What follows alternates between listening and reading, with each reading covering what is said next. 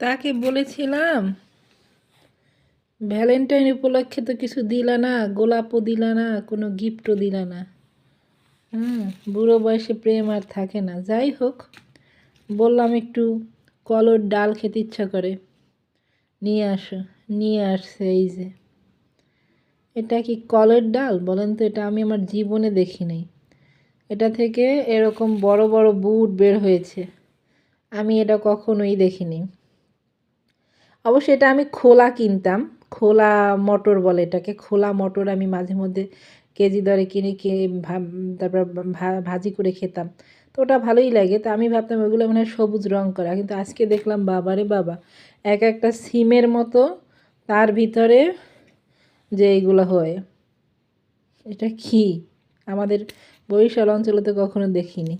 আমি আজকে প্রথমবার দেখলাম যে এত বড় ডাল ভিতরে থাকে। যাই হোক, কি চাইলাম আর কি দিল, এটা কি খেতে ভালো লাগবে? তবে যেটা কি বলে ওটাকে, মটরশুঁটি, ওটা কলর ডাল, কলর ডাল না, মটরশুঁটির ভিতরে যে ছোটো ছোটো কচি কচি আটিগুলো থাকে ওগুলো খেতে কিন্তু দারুণ লাগে। এটা কেমন লাগে কে জানে। যাই হোক, ফুল পেলাম না, কিছু পেলাম না, পেলাম সিমির মতো কলর ডাল, সিমির মতো কি বলে, বুট, কি বলে এটাকে কে জানে। যা পেয়েছি তাই। ওকে, ভালো থাকবেন। এগুলো এখন আটি বের করে আমি একটু ভেজে খাই, দেখি কেমন লাগে।